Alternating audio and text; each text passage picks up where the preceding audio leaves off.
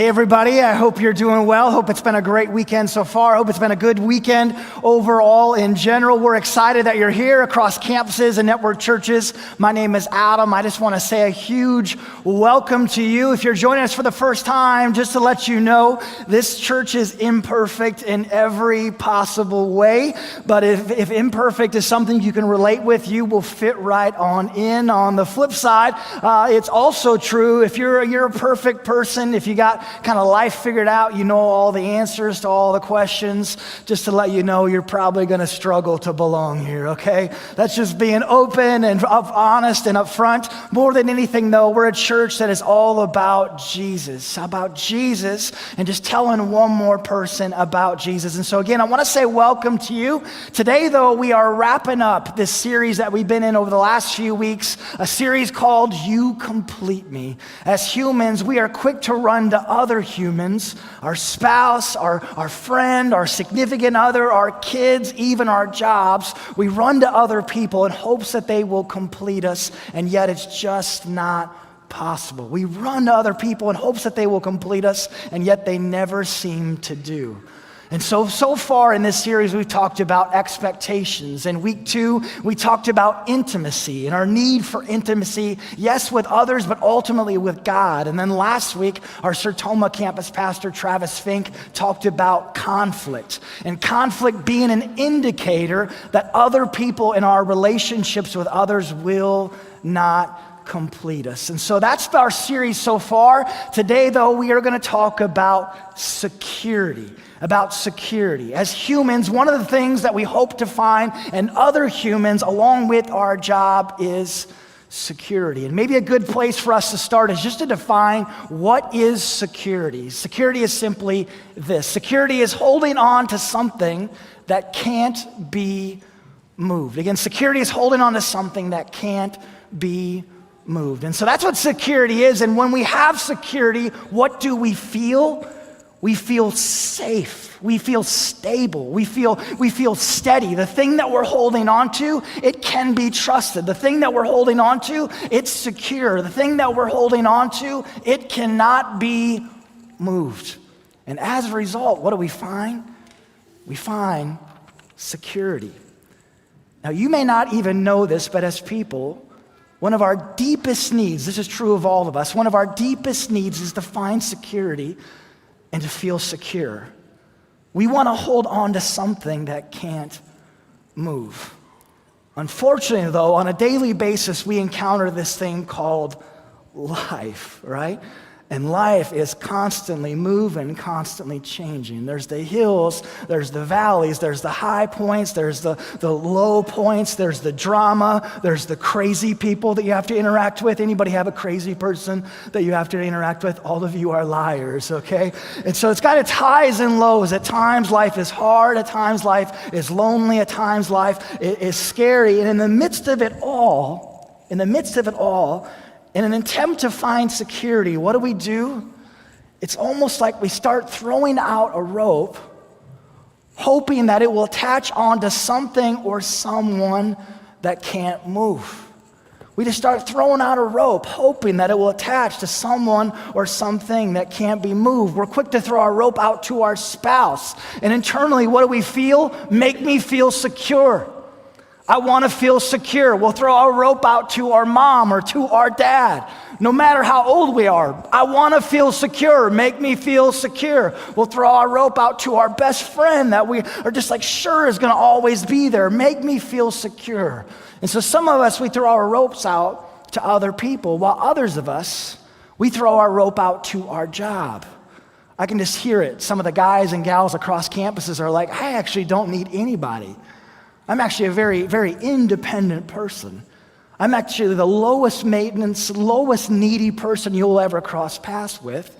And that might be true with your relationships. And yet when it comes to your job, the moment you get even a slightly stressful text about your job, you lose your mind and you freak out, right? And your anxiety, you're steady Eddie, and all of a sudden your anxiety just starts pinging. You can't sleep night after night after night. And it's so clear that you're trying to find your security. You're trying to tie yourself to your job. Everyone else sees it as clear as day, specifically your kids do. and yet maybe you can't. Now, it's not a bad thing to want to find some security in another person or in our job. Trust and security are actually foundational to have in any relationship. It's actually a good thing to have trust and security within your friendships, within your marriage. That's a really, really good thing. Again, it's not bad to find some security in others, but just to say it though, other people in our job, they will never bring us complete security. Yes, it's good and it's healthy to find some security in others, but they will never bring us complete security. They will never bring us true security. Why? Because other people in our jobs, they move. Why can't they bring security? Because other people in our jobs, they change. Sometimes faster than others. Whether it's our mom, our spouse, our best friend, our job, it is constantly changing one moment to the next. And just to say it, most of the people in our lives are not these stable, calm individuals, right? Instead, they're constantly changing one day to the next, 1 hour to the next, one moment to the next, sometimes one feeling to the next. And every time you cross paths with them, every time that you come home to them, every time you text them, you're trying to figure out, how does that person feel at this particular moment? And as a result, you're kind of subconsciously asking the question, do you still like me? Do you still choose me? Do you still want me? Do I still measure up for you? Do I still have my job? Am I still getting that promotion? Am I still going to close that deal? Am I going to be laid off? And because we're tied onto these things that are constantly moving, we and our security moves right along with it. Day to day, hour to hour, moment to moment, feeling to feeling, and we are anything but secure, right? Now, about 5 or 6 summers ago, and speaking of summer, does anyone remember summer? I feel like I don't even know who Summer is anymore. You know, she's so long. But about 5 or 6 summers ago, I decided to save up for something big and make a big purchase, okay? Like I had taken some time to gather piles of cash, okay? I had lots of money, folks, and so I'm like, now is the time. I'm a grown man. We're making the big purchase. It wasn't a 4-wheeler. It wasn't a new car. It wasn't a house. Think better, okay? I was going to buy a new boat. Okay, and this boat, it had a canopy, it had 5 seats. You could say it was tricked out, okay? I don't want to brag. It had all the options, all right? And so I decided I'm going to get this boat, and I was excited because I was getting a boat. My kids were excited because Dad was getting a boat, and so I took all this cash. I didn't use credit, piles of cash, okay? I took all my cash, and I went to the boat store, which is commonly known as Tractor Supply, and I bought myself the most beautiful Sun Dolphin paddle boat that eyes have ever been laid on. Okay. Canopy, 5 seats, cup holders, completely tricked out. Okay, don't want to brag. It was awesome. Cash. Okay, I'll stop. So I went to Tractor Supply with my brother-in-law, Seth, who's actually with us today. So Seth came along. We buy the paddle boat. We throw it in the back of Seth's pickup. We drive it out to the lake. Seth drops me off and the boat off. It was honestly one of the most joy-filled moments. My kids were so excited because we had a boat, right? So they're excited. Seth left. I bring the boat down to the shore. 3 out of my 4 kids jump into the boat, and we're just excited. Like it's maiden voyage is about to take place. This is going to be great. So we jump in. I push out from shore, and I start pedaling. And for the first 5 or 10 minutes, it's just pure heaven. I mean, we're cruising the lake in style. I'll never forget, there was actually a group of people watching us on shore, and I could sense the jealousy. You know what I'm saying? I'm like, I got piles of cash, folks. Actually, there was nobody on shore, but I made it up. And so we're out in the lake cruising, and it's fantastic, and things are good until about 5 or 6 minutes in when I decided to turn back to shore. And so I go to turn, and the boat doesn't turn. And so it just isn't working. At this moment, I realize a few things. First off, I'm completely and absolutely out of shape, okay? It's something that slowly sets in, and you have these moments where you realize how fragile you are. And so I'm completely out of shape. The second thing I realize about my paddle boat, it's more like a treadmill or like elliptical machine than it is a boat. You know what I'm saying? Just to warn you if you're thinking about a paddle boat. And the last thing I drastically underestimated at this time is that there was a strong wind and there was some large waves that were out on the lake. So again, 5, 6, maybe 2 minutes in, I decide I'm gonna turn only to realize it won't turn. And so I start pedaling as fast as I can, and because we won't turn one direction, it starts going in circles. The paddle boat's going in circles. Mind you, that wind and waves begins to push us further and further out into the lake. I try to be quiet and calm. I start pedaling as fast as I can. My oldest son, he's in the front seat of this sweet ride, and he says, "Dad, is everything okay?" I'm not sure why he asked the question. Maybe it looked like I was about to have a heart attack. That might have been one of the reasons. And so I don't answer him. I just keep pedaling. "Hey, Dad, are you okay?" I don't answer again. At that point, my daughter in the back seat, she begins to be concerned that Hudson's asking questions and Dad isn't responding. And so she says this, "Dad, I want to go to shore." Don't we all, right? Dad, I want to go back to shore. Dad, are we okay? Dad, I want to go back to shore. Dad, are we okay? My middle son, Wilson, I'll never forget it. He's in the back seat. It's a big automobile, okay? It's 5, it's large, okay? So he's in the back when all of a sudden, I'm not kidding, he lunges at my throat, at my neck. He wraps his arms and he begins to squeeze as tight as he can as he's screaming he wants to go back to shore. It's like, I can't breathe. And now you're screaming in my ear. In this moment though, again, we're going in circles, being further and further out in shore, from shore. I just remember thinking, I just so badly wish we had an anchor. Is that too much to ask for? We actually had a rope that was tied to the boat, but there was no anchor on it. I just wish we had an anchor so we could stop going in circles. I just wish we had an anchor so we could stop being pushed out further away from shore so I could just catch my breath, so we could think straight. I just wish we had an anchor. Just wish we had an anchor on this old Sun Dolphin. Back to us with security. Again, we try throwing out our rope and we try throwing it out to this person, our mom, our spouse, our significant other. We try throwing out our job. We're looking for something that we can hold on to when the truth is we don't need to be throwing out a rope. Instead, what do we need? We need an anchor. We need an anchor. And we're just throwing out our rope like a crazy person throwing out our rope. And what do we actually need? We actually need an anchor. We need an anchor. Kind of cool, back in ancient times, an anchor was a symbol. It was often a metaphor for something being unmovable. It was a symbol of something that brought you security. It was a symbol of something that made you secure. Well, in the Bible, there's this letter that was written. We know it as the book of Hebrews. And we actually don't know who the author was, but we know that the letter is being written to a group of Christians. And the author begins to tell these group of Christians, he begins to tell them about the promises of God. And he begins to tell them that God can be trusted.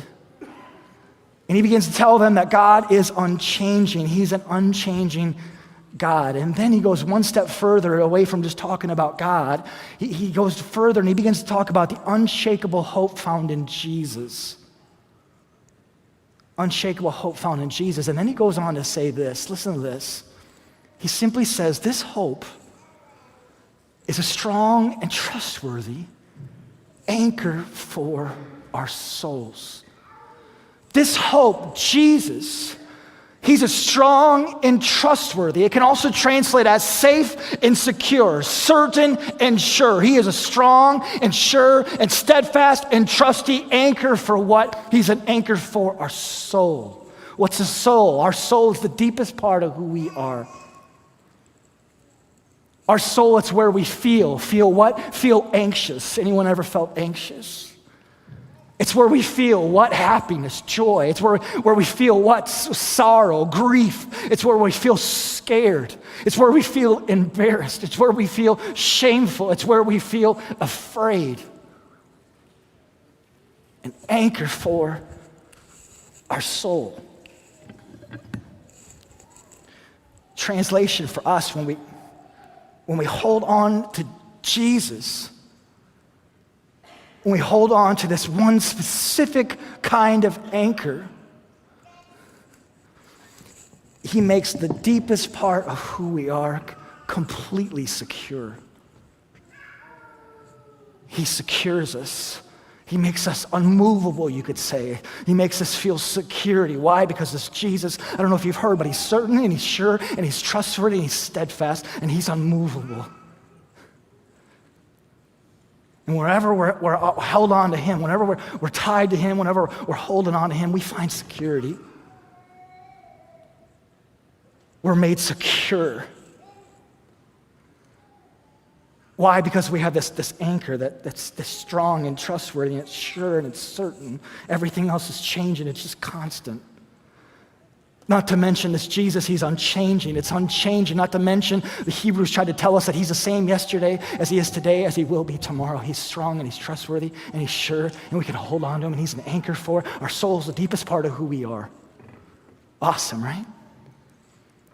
Now, some of us, we've maybe never heard this information about Jesus, and it's like, okay, that's kind of cool, bizarre that you got an anchor on stage, but we'll give it to you. And while others of us is like, we've heard that Jesus is an anchor for our souls. And Adam, this is kind of nice and cute, and maybe I'll even think about getting an anchor tattoo after church. If you do, tag me into pictures so I can see your anchor tattoo. But you're just maybe like, okay, that's great that we heard Jesus is an anchor for our souls. And yet, I know for myself, it's one thing to hear this about Jesus, and it's another thing to know this about Jesus. Anyone else? It's like, man, it's one thing to know this because I've known this since I was a little kid, but it's also another thing to actually know this. It's one thing to hear, it's one thing to know.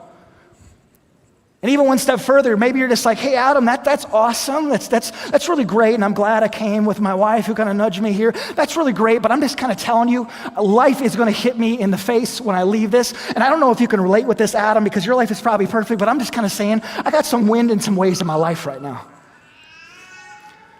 My life isn't all calm and steady and secure. Instead, my life feels like a hurricane. And so that's kind of nice that you got this analogy, but it kind of helped me out here. One thing to hear about, another thing to know it, like just help me know this. Well, maybe a good place for us to start is just with a simple question. Just asking ourselves the question, what is your rope tied to? Really? Like right now, today, what is your rope tied to? Where are you trying to find your security?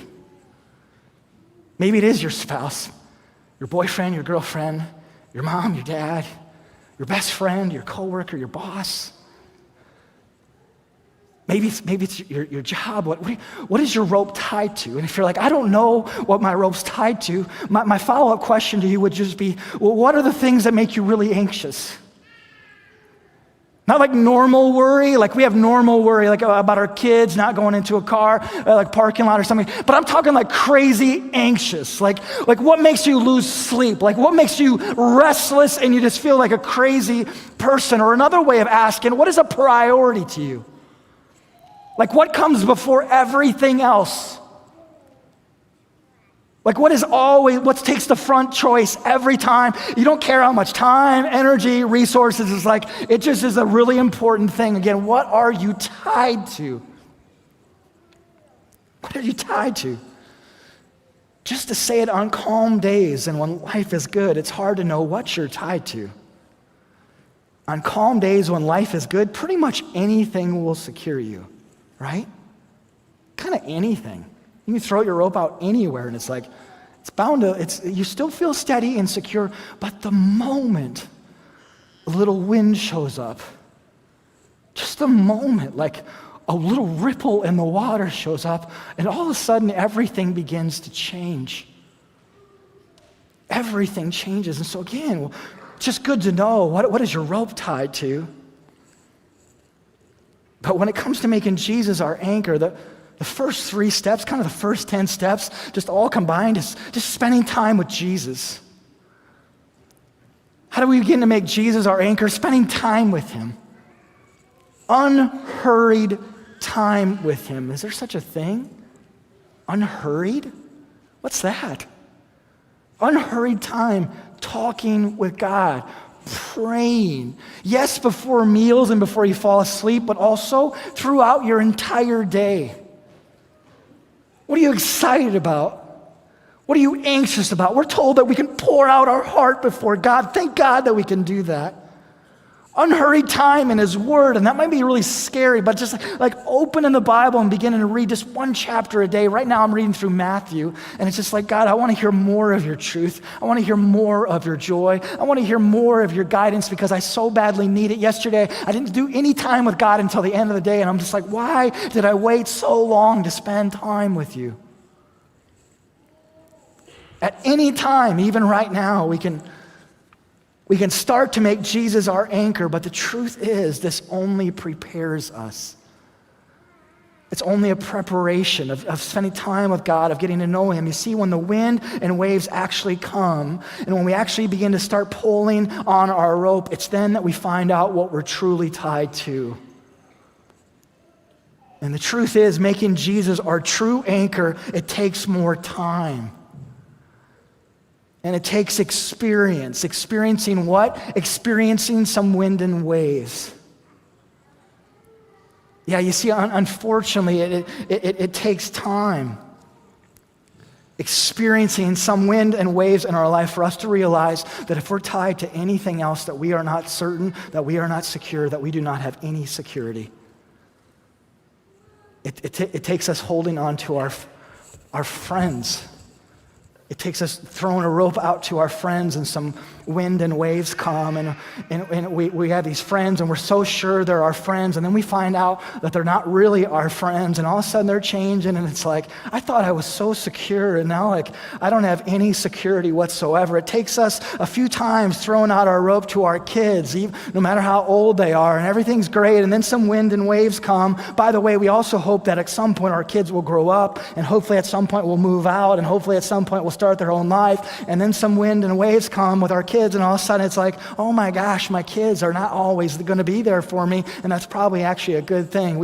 It just takes some time, throwing it out to our spouse, throwing it out to our job, throwing it out to all these different things for us to realize it works out great until some wind and waves show up, and then it just actually find out we're completely unsecure. We're not tied to anything of significance. And get this, even in the very best case scenarios,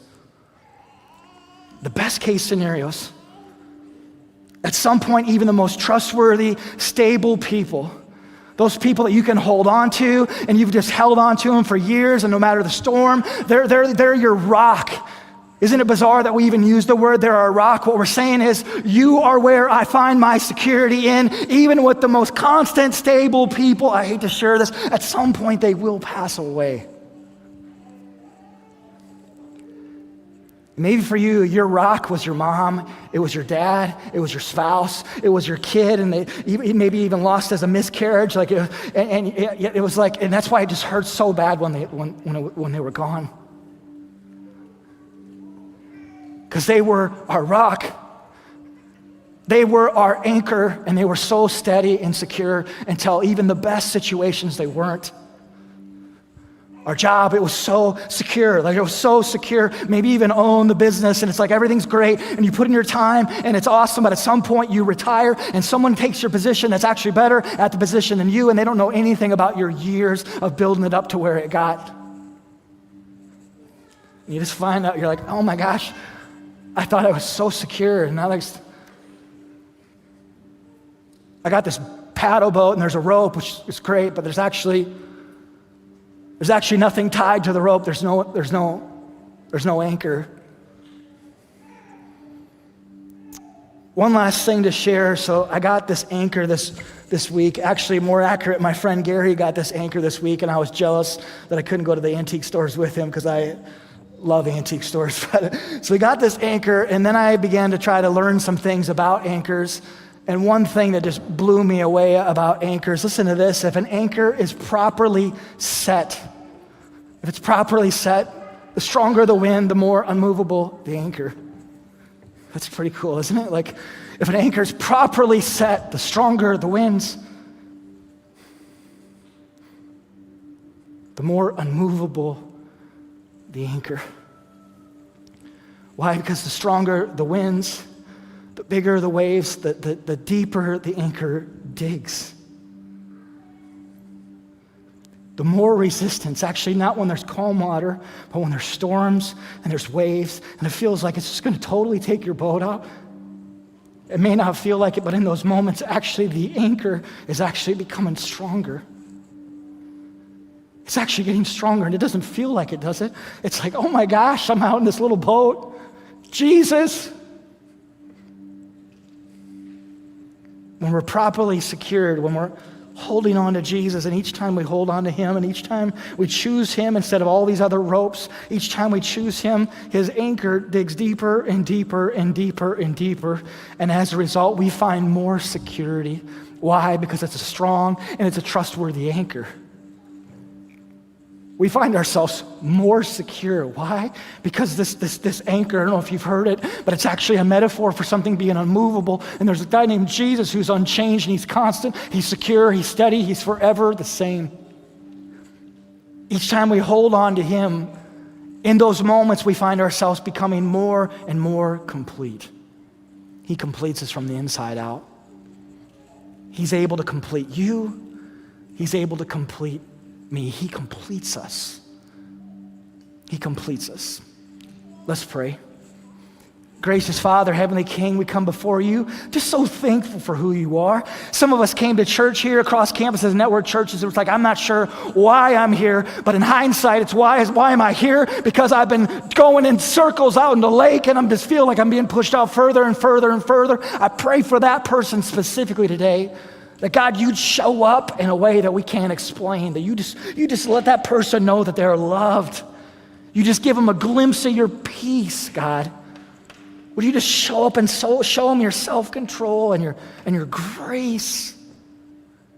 For all of us, God, that we have this longing inside of us. You created us this way to find security. And we instead of going to you, we go to all these other things. And I just picture some of us here today, we got 20 ropes out in the water.